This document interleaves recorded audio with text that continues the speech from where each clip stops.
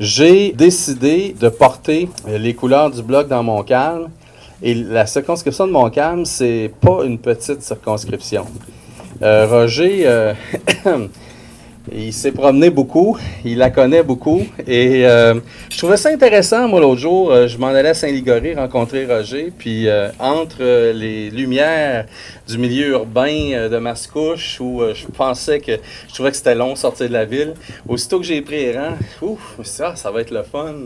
Je me vois bien me promener comme ça dans les rangs de Montcalm pendant les prochaines années. C'est un comté dont la première industrie est agricole. Et on a rencontré l'UPA cette semaine. Puis l'équipe du Bloc québécois, là, je pense qu'on a fait très, très bonne figure. D'abord, il faut, je vous le dis, moi là, le Bloc québécois fera aucun compromis par rapport à la gestion de l'offre et on va travailler à faire en sorte qu'elle soit intégralement respectée. C'est des milliers d'emplois qui en dépendent. C'est pas 100 emplois, c'est des milliers d'emplois qui en dépendent. C'est aussi la qualité des produits qui en dépend. Puis l'autre chose qu'on a dit à l'UPA, c'est qu'on voudrait bien, nous, profiter justement de ces ressources-là. On vit dans une région où je pense qu'il doit y avoir au moins 200-300 producteurs comme il faut dans Montcalm. Mais essayez donc de remplir votre assiette à partir du supermarché. C'est complexe. En tout cas, nous, ce qu'on voudrait, c'est qu'on puisse aller dans le sens du développement durable. Alors, on a des producteurs. Bien, si on peut les rapprocher, faire en sorte qu'ils soient sur les étalages, puis qu'on réduise tous les frais de transport, bien, on gagne en qualité de produit, on gagne en fraîcheur, on gagne aussi en économie de carburant. Bref, c'est ça la voie de l'avenir. Et on a dit aux gens de l'UPA qu'on allait tout faire aussi pour qu'il y ait une relève agricole et puis que les aberrations qu'il y a au fait qu'un gars, par exemple, qui décide de vendre, il paye plus de taxes, plus d'impôts s'il vend à sa famille, à un membre de sa famille, que s'il vend à un tiers. Alors, il y a plein d'aberrations comme ça. C'est des petites choses, mais c'est des petites choses qu'on peut mettre dans notre panier, nous, le Bloc québécois, dans un gouvernement minoritaire, quel qu'il soit. Bonne nouvelle pour nous autres au Québec, il ne sera pas NPD, le gouvernement. Ce matin, c'était très, très clair. Ils ont perdu la bataille de l'Ontario. Et là, les Québécois, que je ne juge pas, qui voulaient absolument sortir... Salut, Martin. Les Québécois qui voulaient absolument sortir Harper et qui décidaient de jouer sur l'échiquier canadien en votant pour Mulcair, ben, ils viennent de s'apercevoir que tu ne peux pas faire confiance à quelqu'un qui parle des deux côtés de la bouche en même temps. C'est vrai sur TransCanada, c'est vrai pour la gestion de l'offre, puis aussi une position totalement aberrante du Parti libéral puis du NPD sur le niqab. C'est-à-dire, ce qui est en dessous du niqab, peu importe le nombre de femmes qui le portent, c'est une question de principe. Ce qui est en dessous, c'est la soumission des femmes par rapport aux hommes. C'est même pas un symbole religieux. Puis ça, c'est pas moi qui le dis, c'est le Congrès musulman canadien. Le Congrès musulman canadien, là, c'est des jeunes qui ont quitté ces régimes-là et qui ont voulu s'installer dans des démocraties comme la nôtre. Il y a deux moments forts qui marquent l'adhésion d'un nouvel arrivant. C'est l'assermentation puis le droit de vote.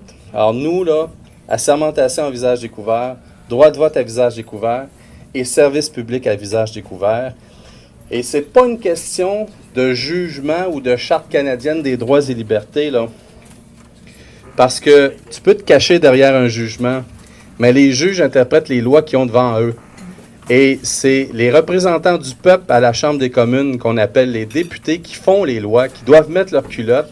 Et après ça, si la Cour suprême a quelque chose à dire sur une loi qui dit « faut que tu votes à visage découvert, faut que tu t'assermentes à visage découvert, puis il faut que tu donnes des services publics à visage découvert », c'est-à-dire,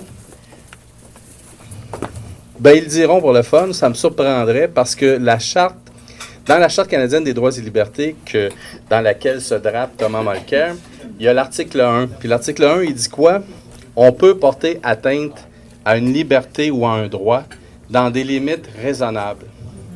Alors la question que je pose à mes adversaires, est-ce qu'il est déraisonnable dans une société d'accueil généreuse et démocratique qu'au moment de marquer ton adhésion à la société dans laquelle tu veux t'insérer, est-ce qu'il est déraisonnable qu'on te demande de le faire à visage découvert et de ne pas porter un signe qui fait en sorte que tu viens à l'encontre de toute la lutte des femmes en matière d'égalité. Il y a un principe qui gère le vivre ensemble qui s'appelle l'égalité homme-femme. Alors, sur cette base-là, on ne fera pas de compromis et je pense que ce n'est pas aux politiciens à nous dire quels sont les enjeux électoraux. J'entendais ça, là, le candidat Leclerc du NPD qui dit « C'est un chat mort, la question du niqab. » Hey, non, mais moi, j'ai appelé des groupes de femmes cette semaine. J'ai discuté avec des femmes de circonscription. L'Assemblée nationale du Québec fait consensus là-dessus. Nous, on porte le consensus québécois. Et si Martin Leclerc pense que c'est une question secondaire que la question de respecter les principes fondamentaux du vivre ensemble et de porter les consensus de l'Assemblée nationale, de porter la cause des femmes depuis les 40 dernières années quant à l'égalité homme-femme, bien, je pense qu'il n'est pas digne de représenter les Québécoises à la Chambre des communes.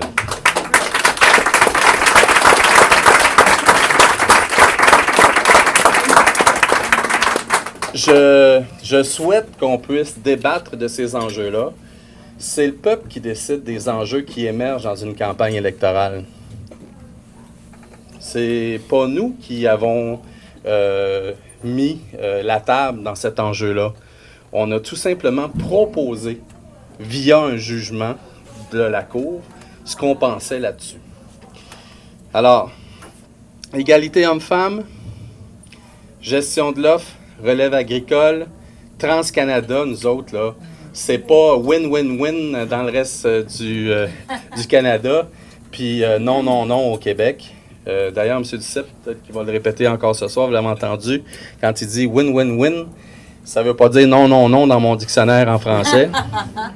Alors ça, les Québécoises et les Québécois pourront compter sur nous face à un gouvernement minoritaire avec, je le souhaite de tout cœur, la balance du pouvoir au Bloc québécois.